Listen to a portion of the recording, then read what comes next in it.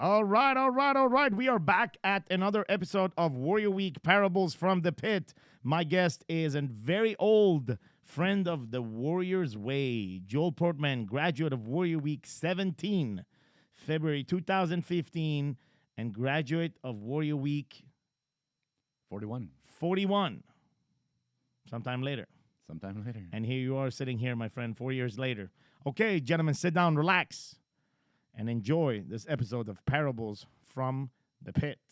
I was a man that didn't know how lost I was and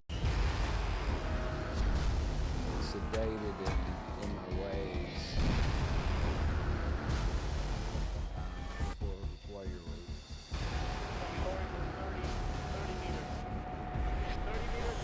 All right. Welcome back.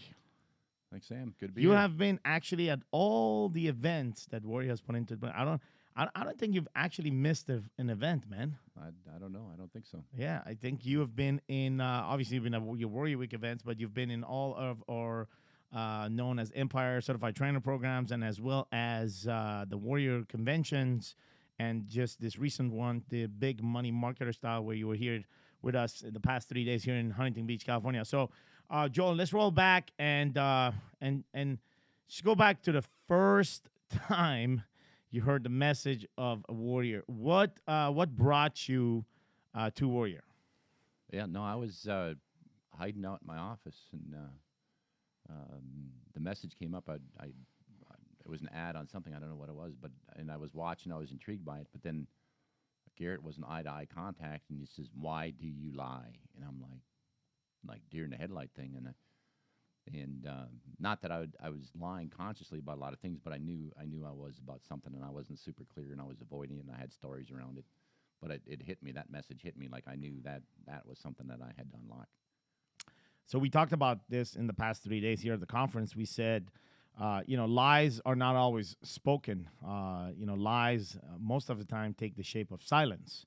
And so inside of you, when you saw that eye-to-eye contact, it activated a sense of awareness of what lies I'm not telling. Right. Originally I went, no, this isn't true, right? Yeah, I'm probably one of the most ethical guys in my industry, and I all the justification for why that shouldn't have hit me, Sure. But there was a part of me where I wasn't actually being myself, right? I wasn't being true. I wasn't being completely honest.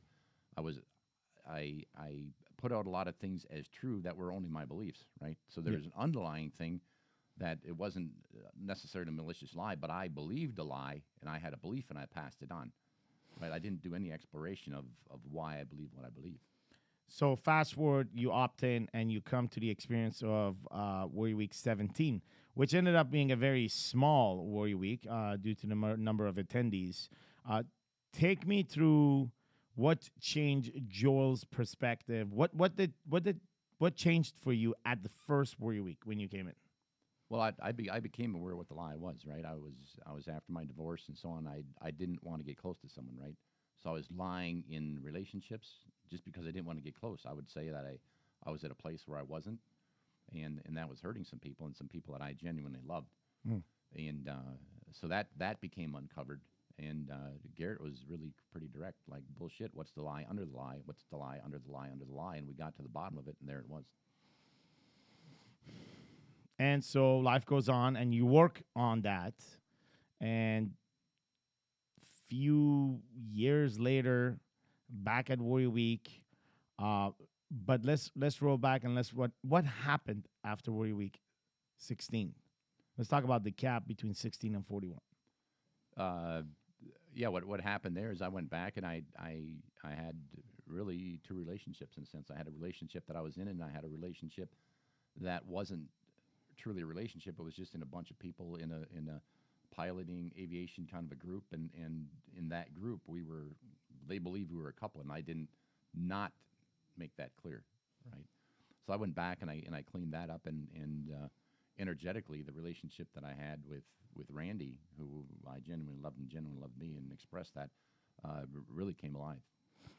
So after Warrior Week 16, the relationship with Randy nourished, and you and I were talking about this in the car, and you witnessed the other one not only fade away but just leave. Yeah, completely gone. Like she moved 6 miles away, started a whole new life. It was just completely gone. So And then something happened there too uh, with her. Yeah, uh, no. I mean, we broke it off, and it was. I know. gone. But after that, you mentioned that she got sick, and eventually was that after or Oh, I'm not clear, Sam. I'm sorry. no? She said that she got sick with cancer, and then she passed away. Oh, that was a different situation. Oh, that was a different. Okay, okay. that was a relationship that I had before these two relationships. Got it, got it. So It okay, was- so let's roll back to that one because you were sharing that to me with me in the car. Right. That took place because there is some trauma that took place inside of that relationship.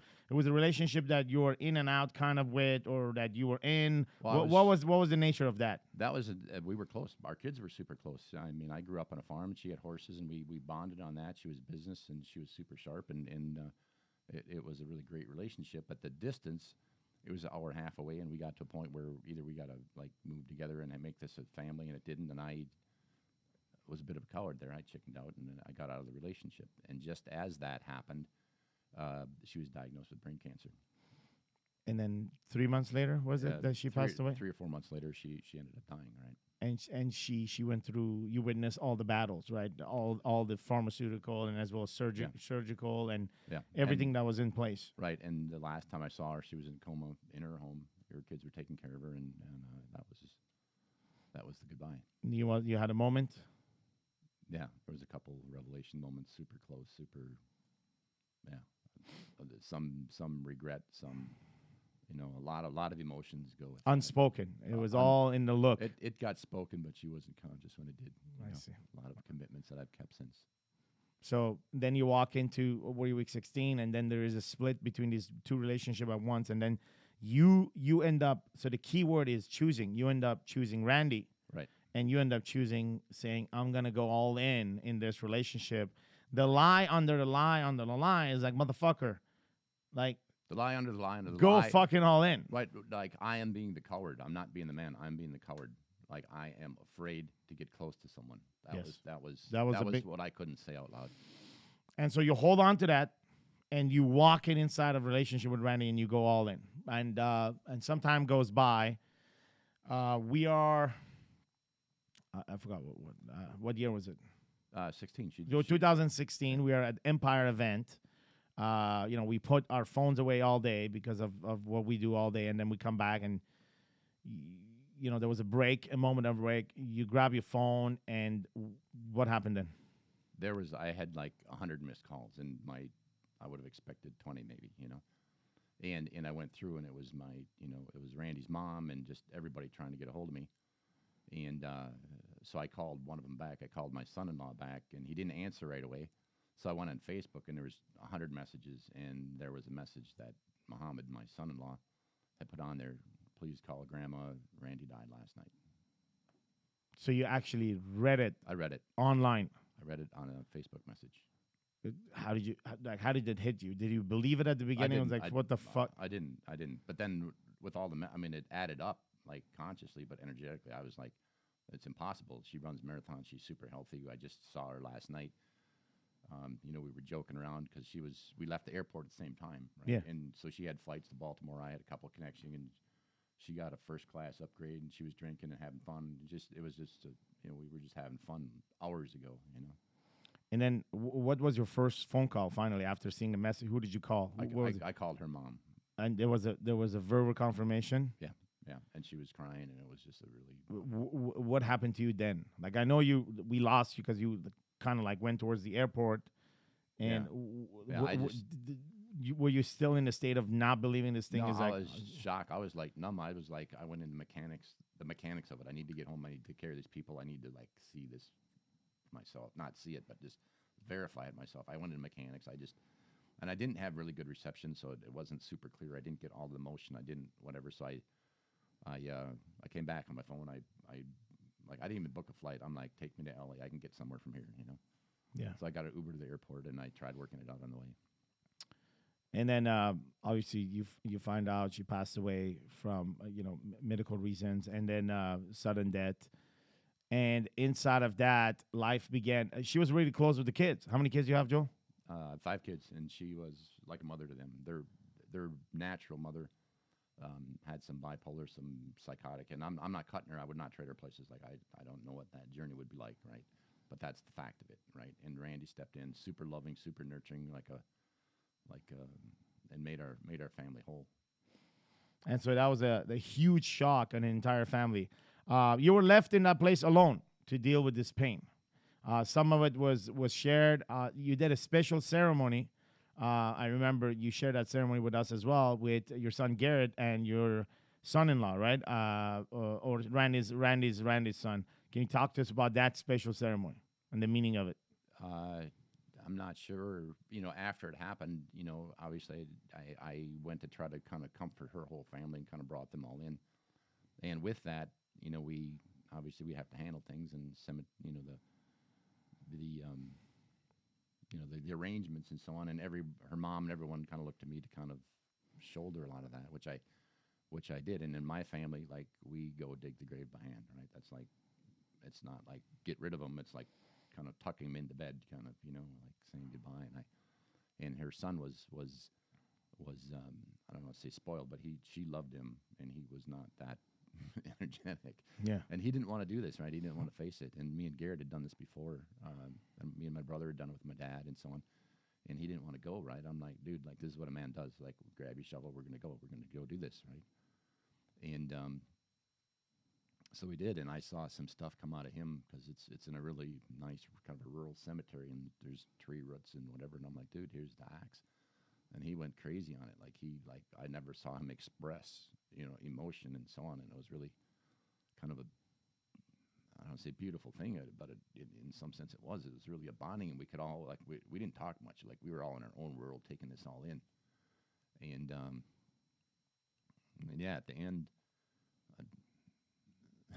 You run into things like rocks and things where you can underestimate the time, right? And the wake was that night, and so we had to quit, right? And so we got dressed up and we went to the wake, but the funeral was tomorrow. So in kind of a weird way, we went back after the wake at 11 o'clock at night out to the cemetery to finish the work, right? And it was crazy, right? Just like the movies, lightning and pouring rain. It was crazy. And we were out there till 2 in the morning. We just sat there and took it in, like this is all really real, And kind of life went on from there for Joel with kids. Yeah, well, life stopped. It kind of went into emergency mode, right? Because my kids, I mean, my whole family was hurting, right? And her whole family was hurting. So it was kind of like me, in some sense, like playing mother ducker. I just kind of herding everybody in and trying to take care of everybody. And on the back side of that, some of my business was suffering. And a short time later, less than a month later, my partner's wife got cancer. And there's some other things that happened in the business. So that started falling apart. And so then we just got to an emotional place where we're like, we just need to shut some things down. We need to cancel some work. This is just like way too much, like serious overload. So that's what we did. So the pain grew in a way. The pain grew in the business. The pain grew. The emotional pain grew. And one thing led to another one, and came Warrior Week 41. It's just something that you took upon you, and you went inside of that. First night in the pit, what did you face? A lot of guilt, out of guilt. I felt like for everything that she invested, she really deserved all of me from the beginning. And, the idea that she wasn't here when she did all the investing, like it should have been me.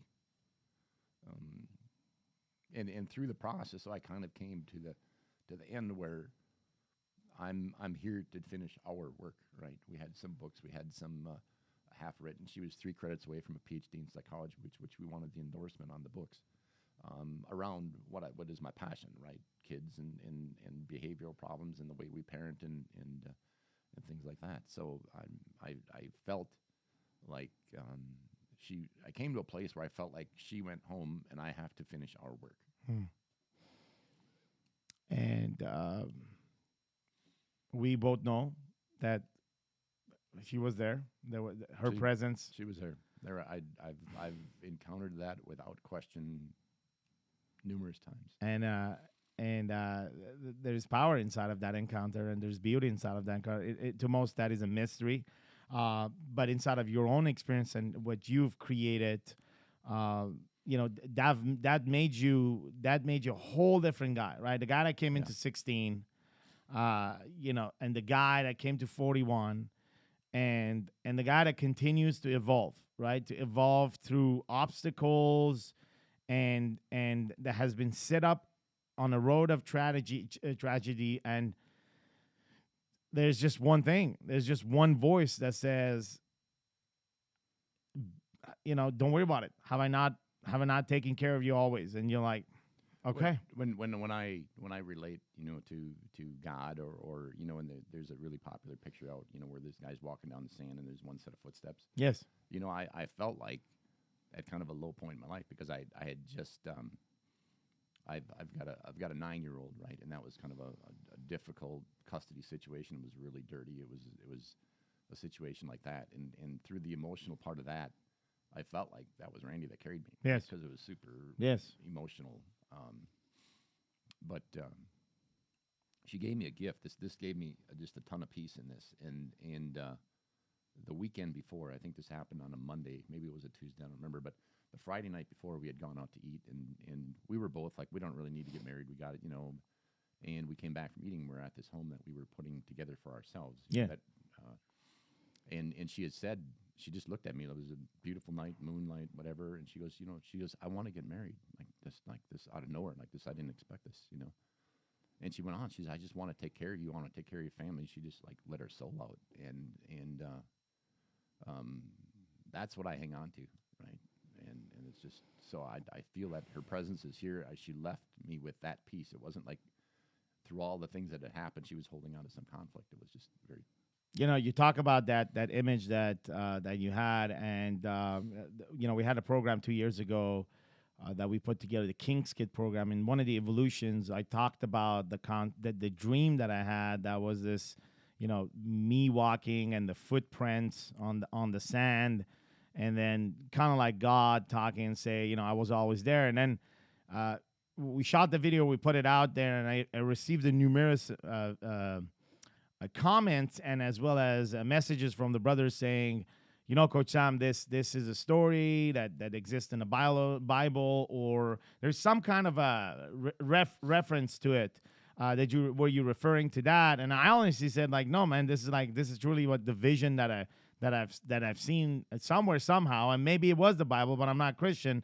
But whatever, right? So it somehow somewhere came as part of my thinking or my memory, whatever that is. And so there was truly a genuine connection with that story, and the fact that it was revealed years back to many, right? So it says that it's kind of been. It doesn't matter if you're Christian or Muslim or whatever. It's revealed to all of us at one point. And I've ever since that, right? I've taken that story and it's an emotional story because of the messages that I got, and somebody else told me that this relationship exists way before this conversation. And the same thing with the conversation of I am that I explained to you in the car before. Is like, dude, I came up with this thing, I am that I am. It's like, no, man, it's been there for thousands of years. Like, oh, really? Mm-hmm. So, I even called Adam Splavor. It's like, hey, bro, you're Jewish. They say Moses had this. So anyway, the point is we come across it at one point or not in our lives in one way or another. And that particular story, it has evolved to the following for me, right? It has evolved into what if God says the following? God says, I'm the ground and you're the steps. I'm the ground, right? Mm-hmm. So you're always taking steps. Mm-hmm. I'm the ground. Like, I'll always be there.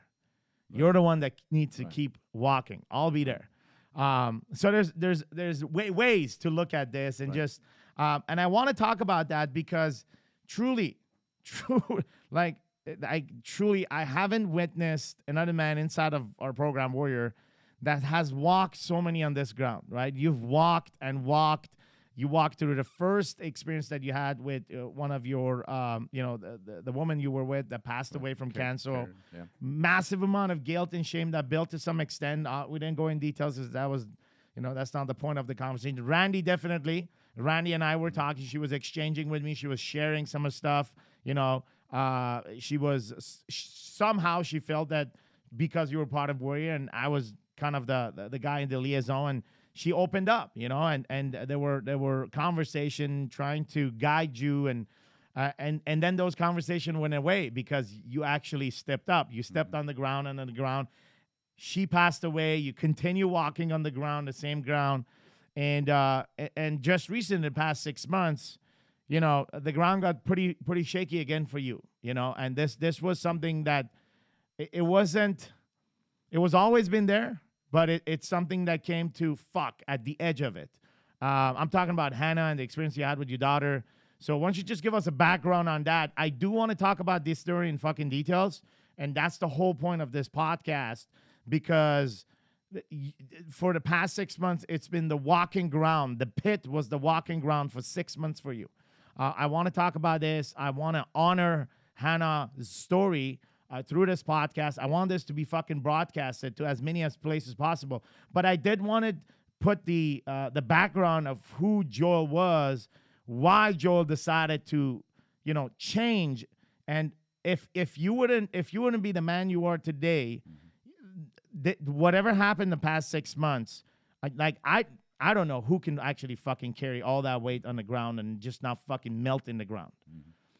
So why don't we roll back and we tell the story of Hannah, and we told the story of Joel, and all the characters inside of it. Jason, the husband, everybody that played a fucking role inside of this, because this is a story that needs to be told.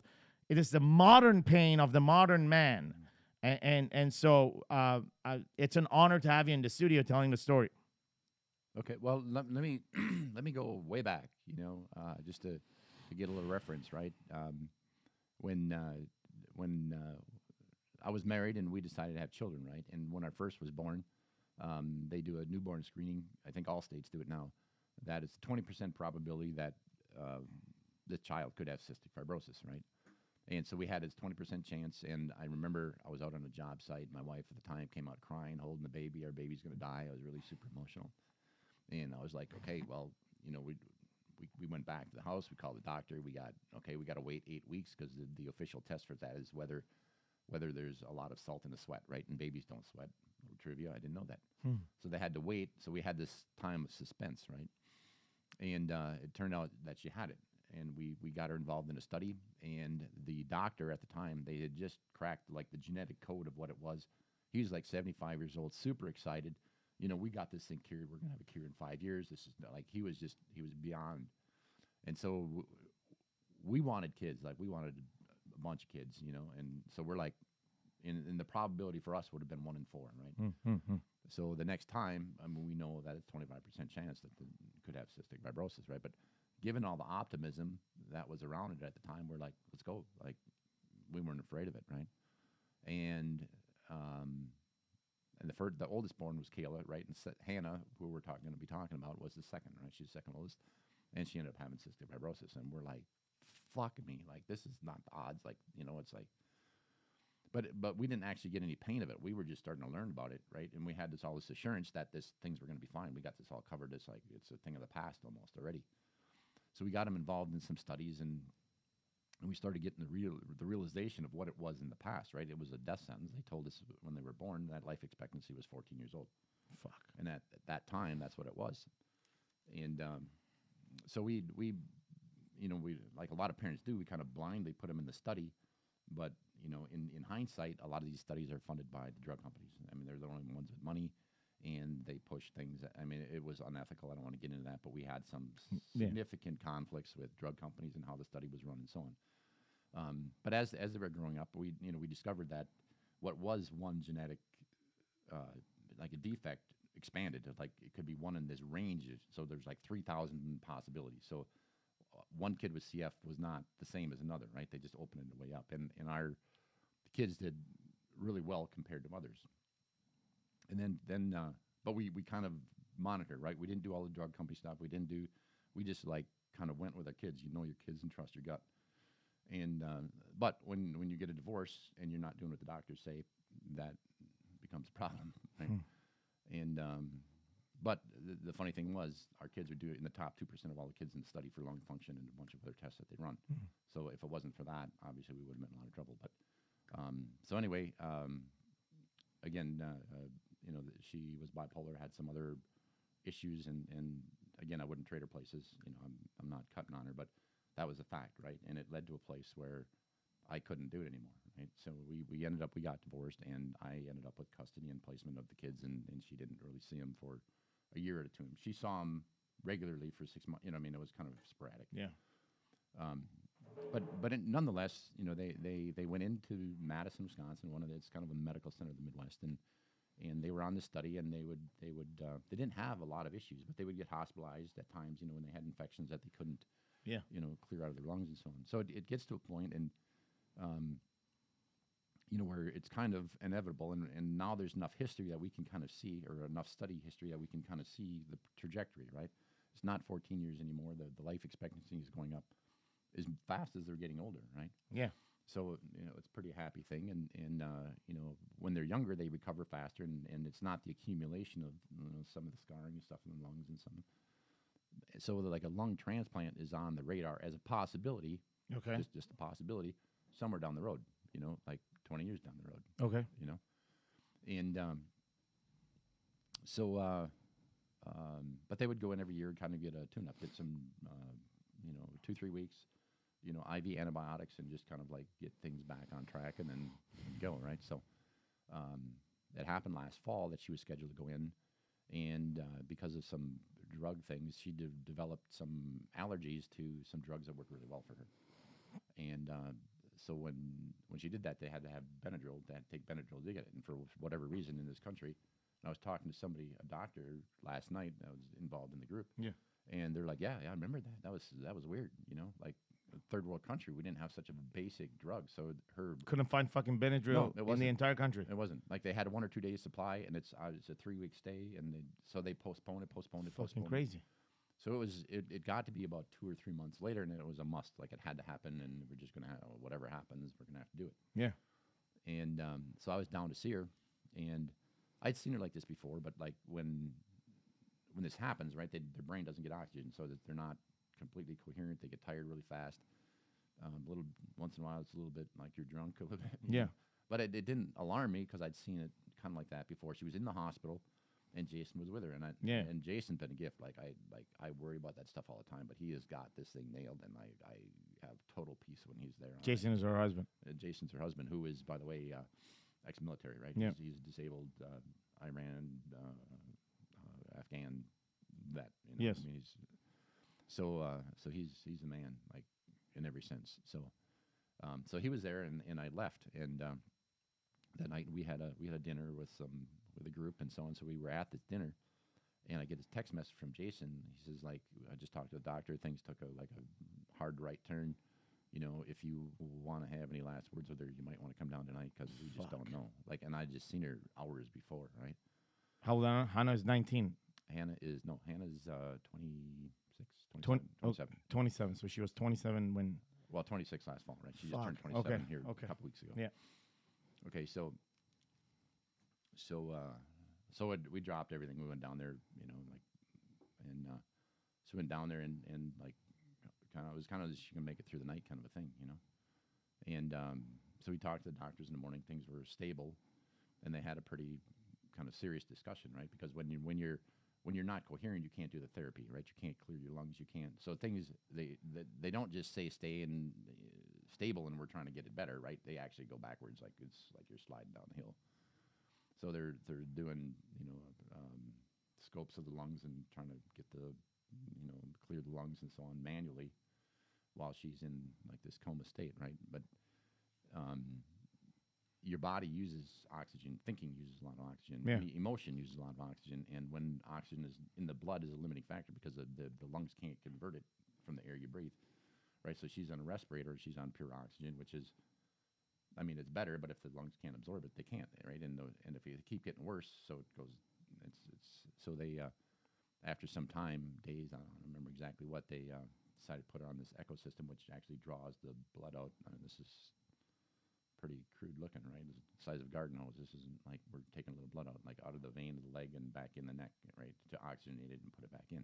Through the machine. They take it out. Through The the machine machine. oxygenizes. Okay. Right. So it does the lungs job. It does the lungs job, but it's also very hard on the blood. Okay. You know, I mean, Okay. it's not a smooth little system. You know, it doesn't work like the lungs. You know, Yeah. so that plus the respirator, and so we got some time going by where we're just trying to get a handle on it and keep it stable. I don't remember, a couple of weeks or something. You know, and Meanwhile, she's in coma because she's in a she's coma. put in a coma because she would. Well, If not, she would have used too much energy, and Right. that could have been the end of it. Well, right, and they made it clear that, like, okay, this is what we can do. Like, there's not turning stuff up now. This is like the end. This is like the end of what we can do. So we need to keep her very calm, very, you know, whatever, until we get this thing. Like, nobody knew exactly what to do, because at the time, I mean, lung transplant was kind of thrown around, but the idea of even doing a lung transplant when someone's in coma was a whole new concept, right? Fuck. Been done a couple times in the country, but not in Madison, which is a pretty central medical oriented, you know, university school, you know. And but that you know, eventually came up, like, there's only, and the doctor at one point said, like, there's only one way out of this. Like, there's a lung there's only one way out, this, you know. So we're going to have to do this. We're going to have to explore this. Like, no guarantees. Like, we don't even know, right? Yeah. So so I was sitting with her one night. I think I shared this yesterday, right? I was just sitting here one night. I was just talking to her like she's not a grown woman. Like, Yeah. she's my child. Like you would comfort a kid when you put her to sleep. Just talk to her, just calm, and, you know. And I was talking to her, and I saw like a little tear come out of the corner of her eye, you know. And I was like, oh my God! I was just like really, really touched, you know, that I connected with her, you know, that I made that, you know. And that bit of emotion on her part put the oxygen levels started going down. Oh shit. And I saw, oh shit, yeah, I saw it going down. And I'm like, wait, nurse, like, you know, like, and there's a lot of people. Like, this is not a room, right? It's just like a 3-wall thing, and everyone's room is wide open, because when they got to come in, they come in with a lot of shit and a lot of people fast. There's no door. There's no. That's like, Yeah. you know. Yeah. So then about that time, alarms start going off, and people like run me over. Like, I'm like, shh, and I just, like, I walk down the hall a couple paces. I'm like, I'm like, I can't watch this. This is like, Fuck. like I killed her, kind of, you know. Yeah. It's just, and so I didn't see what they did, but they got things. I don't know what they did, but they got things back under control, and it started stabilizing. It started slowly going back up, and I laughed. I was like, go and catch my breath. I'm like, holy shit! Like, that could have been it right there, you know. And again, I was with my kids. I was super close with them, right? I mean, it's not like, you know, your pet dying. I'm like, it's like part of my soul that, you know, was leaving there, you know. And so there was a similar situation came up the next day, right? And so let me go back, and like her husband Jason hadn't left the hospital. Yeah.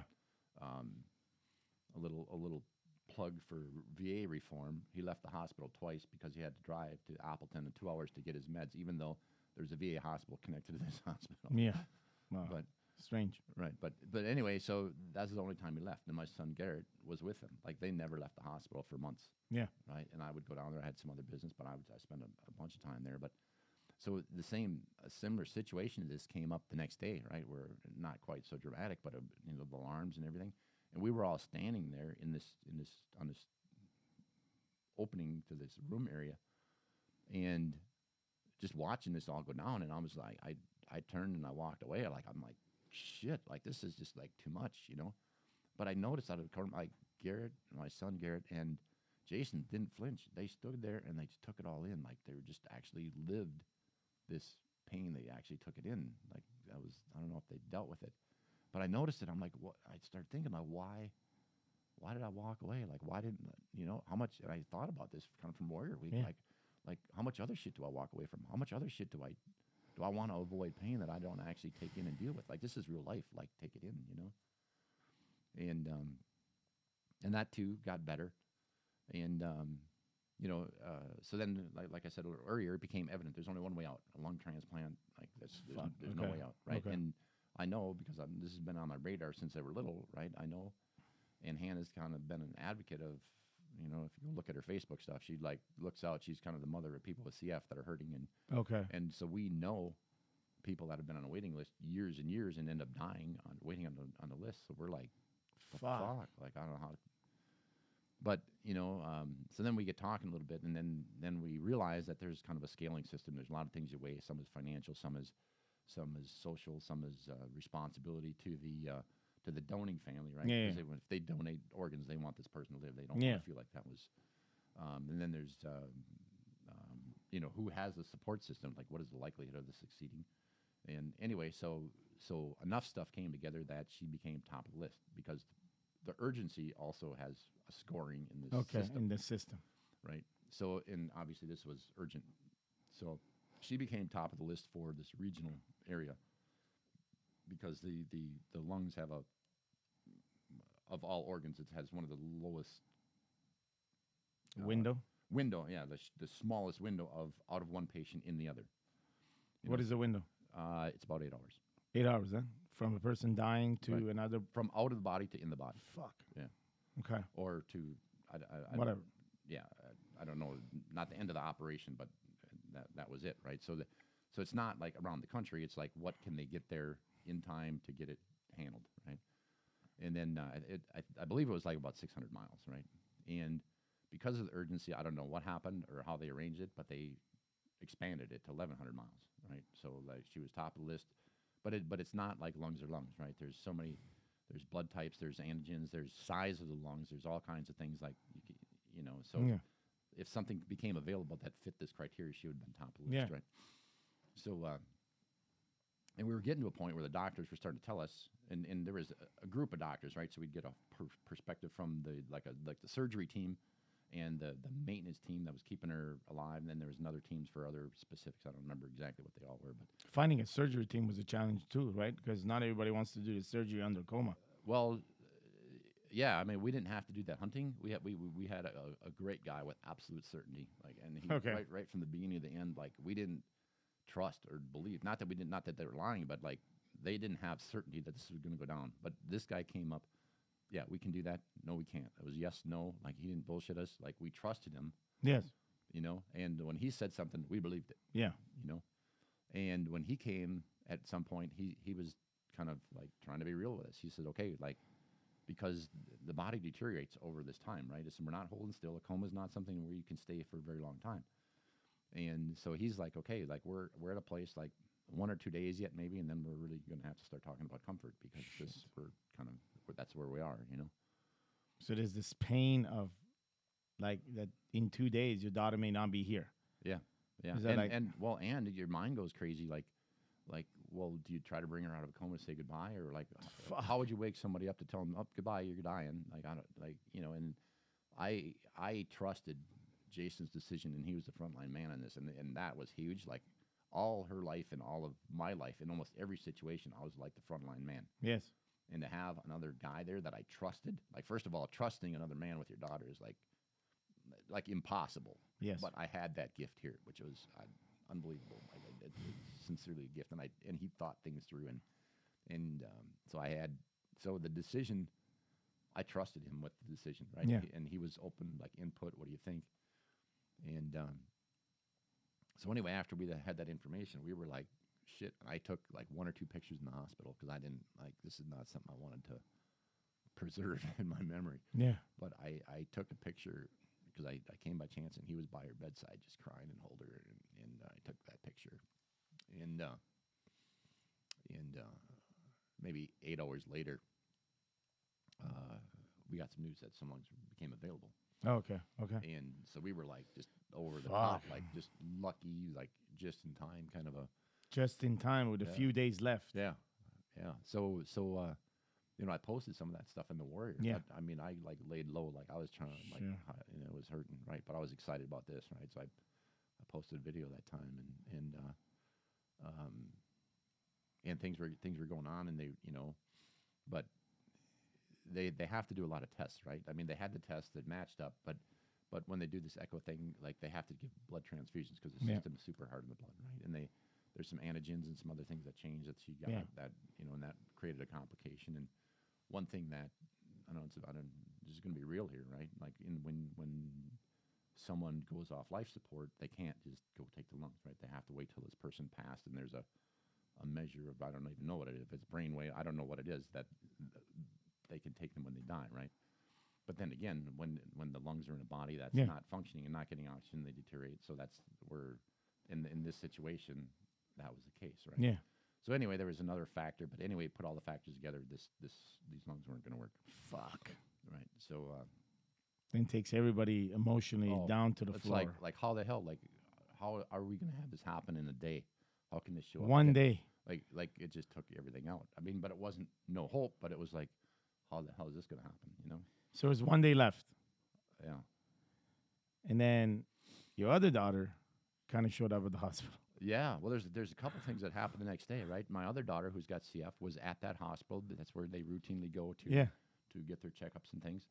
And so let me get to that in a second. But in the morning, they change shifts, right? The maintaining doctor changes shifts every week, right? So we get there in the morning because they have an update, right? And you could be there with the doctors, and while they're doing it, I mean, it was a very open setup. I was really super happy that it wasn't like closet stuff, and it was real life, you know?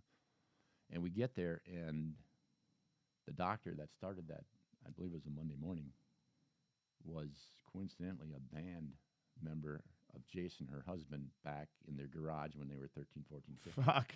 And he hadn't seen this guy in, 15 years. And now he's showing up as his wife's doctor in this urgent situation. And that was a miracle. If that wouldn't have happened. An old friend coming back. Friend. Yeah. Shit. So, so they bonded, and he pulled, and he's a young guy, right? He's in his 30s. But he pulled some, like, he stepped in front of the bus, like. The doctor. The doctor. Like, he put some shit out. Like, you don't talk to, like, the superior doctor, the hierarchy of doctors the way he did, right? But he sent him a letter that, no, she is, in this case, and, like, and we got some more time. Got some more time. Yeah. When we say time, we're talking about days, if lucky, 1 week. We're talking days. I believe this was a Monday or Tuesday, and they have a routine every Tuesday to review all of the things. Correct. Yes, no, they're on the list. No, they're not. So we're waiting for lungs, and we're just like super, anxious about it, right? And we go through all the things like Jason's mom, and just to be clear, that family was really close to us growing up. I didn't know Jason because he was a little older, but his younger brothers were at my house all the time. Yeah. Playing Black Ops and all that shit. And actually, it was a cool thing because Jason was in Afghanistan. They'd play on the internet. They'd play video games, together. It was cool. Yeah. But so the families knew each other well,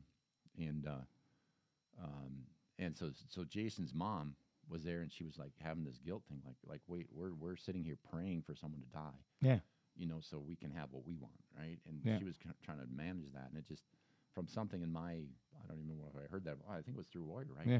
Like that's none of your business. Like, that's God's business, right? Yes. We're here to take care of our family. That's what we're worried about. That's God's business. We're not going to worry about how he does it, right? And that was a lot of peace, and I shared that with her, and she was like, oh, okay, yeah, I guess you're right. Like, But,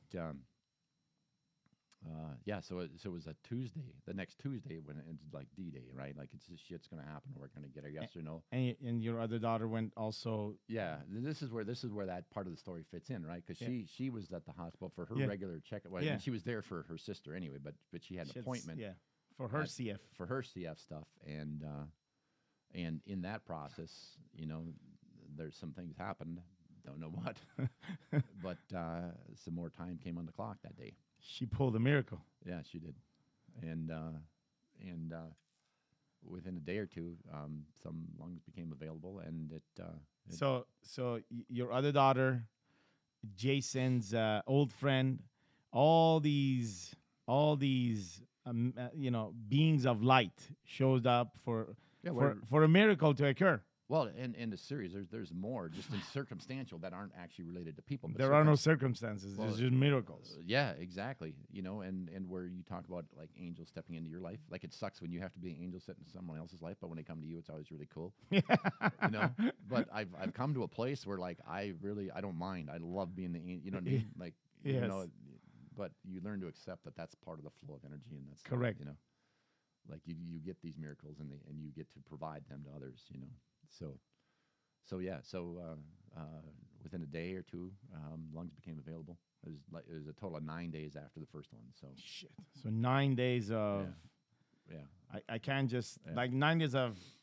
First of all, like First of all, getting the first one was like fuck, and then and every day it's like you don't even sleep because you don't know what's going to happen the next minute. Like they're long days and long nights. long days. Feels like a year or two. Yeah. Well, and most of us just slept at the hospital. They had a space where we could sleep, and we just woke up and we were random. Like we didn't even know what time it was. You know. So the second lung came in, and she went into. Yeah. She went to the operation, and when it worked out. How long was the with the surgery? The surgery was about 18 hours. It was long. I don't remember exactly, but it was long. They had a really nice setup where they checked in. They sent Jason. And the recovery was what, a couple of months? That's probably a lifetime. But honestly, but the From thing the about it is- hospital. yeah, she was in the hospital probably 3 months. Was she back in a coma still when this whole thing happened, or they had to bring her slowly out of coma? No, but I mean, once they get her back and their lung function picked up, like a miracle. Again, another miracle. Like she had lung function by the time she got her surgery. Beautiful. You know, not to what it should be, but Sure, within sure. a day or two, it was like 100%. Like it was just like they worked perfectly, like unexpected. You know, and there was a lot of complications that this might happen. We expected none of that shit happened. It doesn't make it easy, Street, because there's other stuff that happens that doesn't. So you go through this as a father. You see, obviously as a witness, your daughter's strength going to this, and like literally, she is the miracle.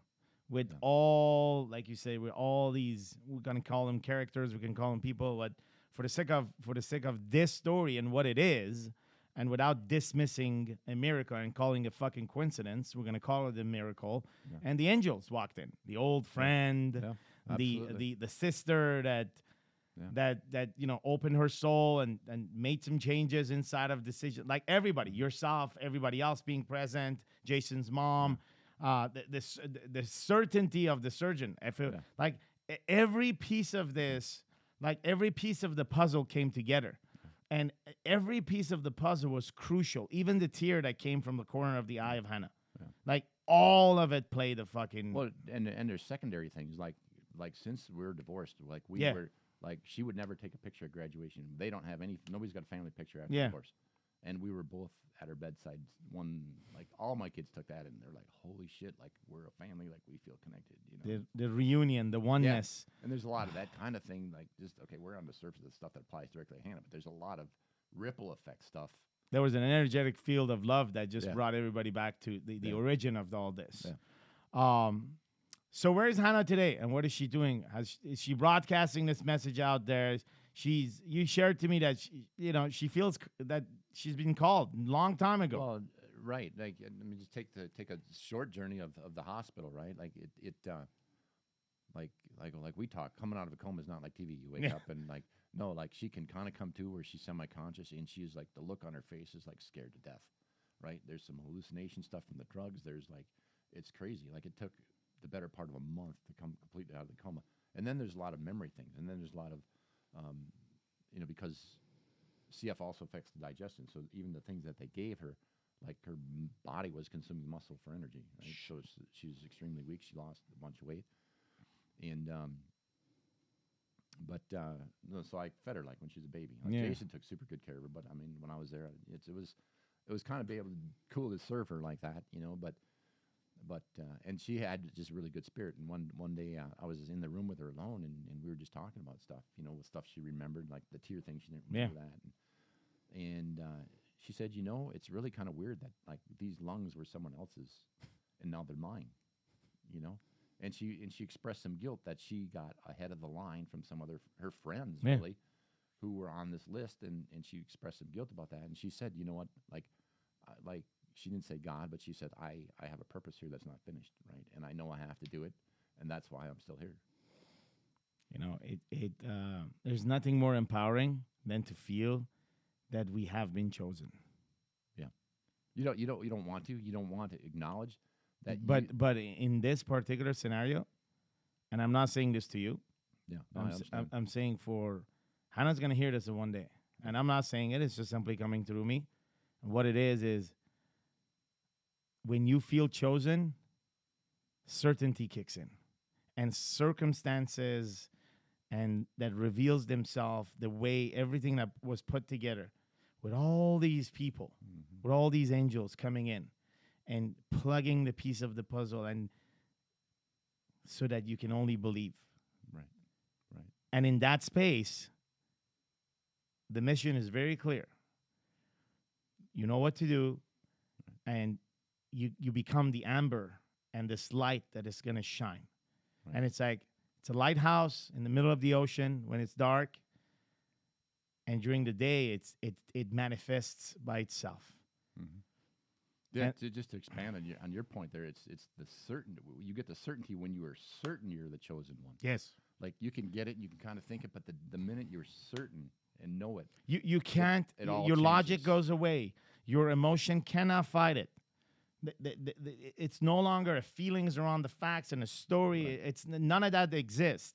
You, in that moment, you simply are. Like you are being. It's be. You're still, and then you're just being. That's it. There's nothing that can go against it. It is like absolutely hearing the story in the car and on the podcast and put it all together. No one did anything here. This was God's business. The end. Absolutely. And what you did was beautiful as a man, is that energetically your energy brought all of it together. Maybe that was the only thing that was meant to be for you to. Maybe that was the mission that was set for you ever since this beginning of the journey. Well, I'm certain of that, and the idea that I got to know Jason like intimately, Yes, and the fact that I realized that he loves her, but you don't really. But like this is like I know, like I've never seen anyone love anyone like that before. yes, And to actually see that and experience and see how beautiful that really is firsthand was really cool. He shared a lot of his stuff when he was in the military, stuff that haunts him, stuff that people don't talk about. He shared with me after things were quite a bit better. He goes, reads this. He hands me his cell phone, and here he wrote up something that, because there was a Facebook group that people could get invited in for updates, so he wouldn't get bothered. And he wrote out what would happen, like the announcement that she didn't make it. He says, I did this the other day because I couldn't see a way out, and I knew if something happened, I would never be able to do this. So he shared with me a really heartfelt. For another man to share that level of his heart with me was a super gift as well. beautiful. And the ground was still there, and you keep taking steps. It was shaky, sandy, but it's back up, and you're taking steps, and it's beautiful. I want to thank you for sharing the story. I want to thank you for being part of the Warrior. I want to thank you for having an impact on dads the way you do, and like this is your thing, man. Just being a fucking dad. That's even you and I had in breakfast this morning. We're talking about Nikon, and you're giving me some pointers there that I truly appreciate, because it truly makes a difference. And in fact, I'm gonna share the fucking pointer because I thought it was pretty fucking cool. So we're talking about like how we talk to our kids, and at one point you mentioned like, dude, past 3 words, like they're immune to the rest of it, whatever that is, right? And as parents, we get caught up in telling stories or having a strategy or having a way to convey. And the truth is, past 3 words, they're fucking immune to it. Well, so find your 3 words, or not. Find a look that says the 3 words, right? Well, you're diluting your message, right? It's no different than like I'm an advocate of like we're not here to protect our kids from pain, right? Yeah. And when they do something wrong, you can't. To me, anyway, to send them to the room and spread this pain over it just creates numbness. And same thing with words. Sedation. Right? Yeah. And so if you can give a message in an instant, right, instead of spread it out over, feeling your needs, like I needed, this, whatever it is, and it's what it is, and I use that sometimes to leverage parents, right? Like you are the most selfish person I know, right? Because you are doing this for your emotion, and because you want to feel good that your kid is like you're doing that for your emotion, not for them, right? And so yeah, that's good advice on words, right? and if you can get away with no words, like all the better. Give him a look. Yeah, just give him a look, and then look says everything. So definitely, I'm going to put that into play. Final words as we come to the end of this conversation here on this podcast, and there'll be many more with you having. I want to do another one on you, and strictly around parents and being around kids and doing what you did and doing what you're doing, and you and Randy, you guys, like, that was a passion, right? And like you said, she was 3 credits away from the PhD, which it was just for the book, but it doesn't mean anything. So just, if there is a guy that's just been hearing this, right, and is connected to your story, and maybe is going through to a story right now where he has a sick child, or he has to deal with a situation very similar to yours, or this may happen in the future as he's listened to this, what would you say to that father? Because that guy could be any of us, right? That will deal with this pain that, like, no father wants to be in. Somehow maybe not to the extent of what you experience, or maybe even worse, or maybe even like to the extent of it, or whatever that is. What would be a message that you would have for them directly if you would speak into their heart? I think the temptation is to not connect, right? You don't want the pain. Like, if something would happen in this case, like if I would have really, and I did, I took the step and I connected with her. Like, men don't want pain. Like, they avoid pain, so they disconnect, right? And when they disconnect, things, you have no radar for what your kid wants. Is like my thinking or my advice would be is connect with their soul. Like, skip the book, skip the what's right. Even with a spouse, like, they have an expectation of what they believe is right.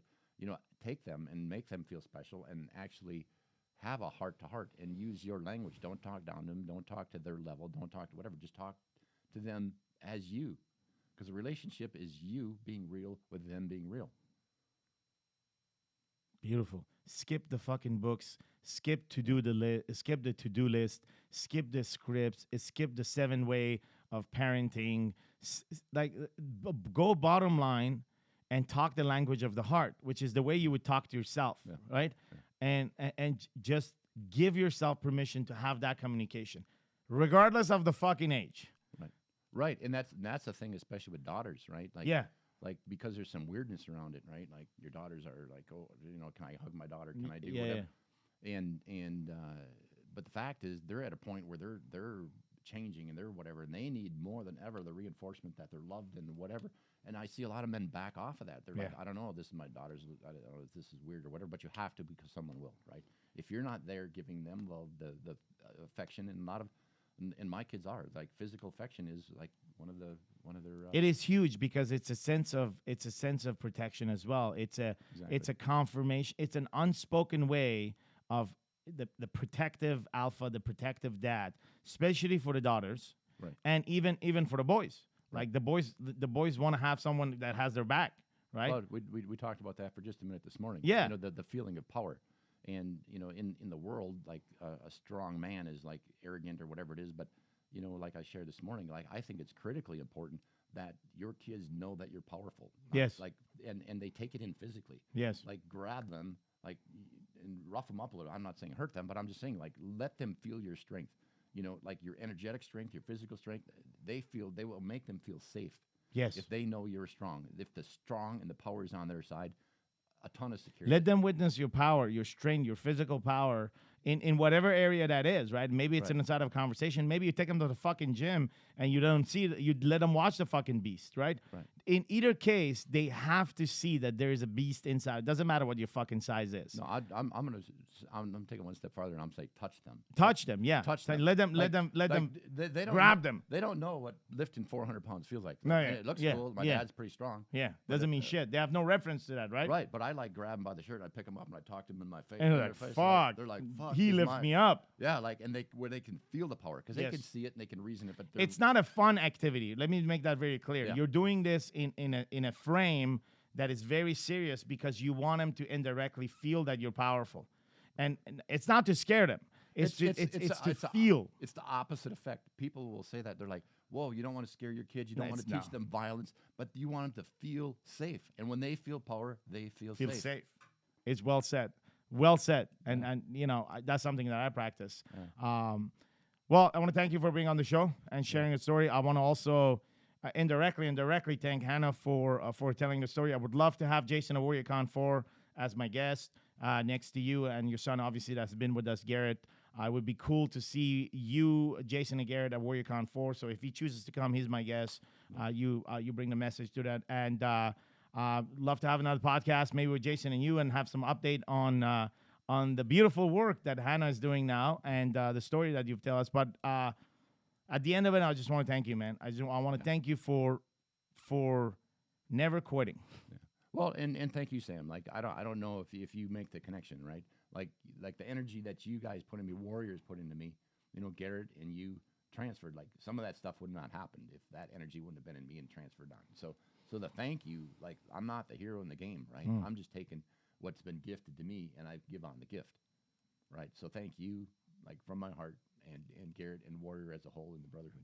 Beautiful, man. Thank you. I appreciate it, man. And that's important. They say it's the golden rule, right? They say, give that what you want, right? Give the thing that you want, give it away, and you shall get more. Right. And if that's love, well, fuck, that's a pretty good fucking deal. Yep. Exactly. All right. Thanks for being on the show. Thanks, kids.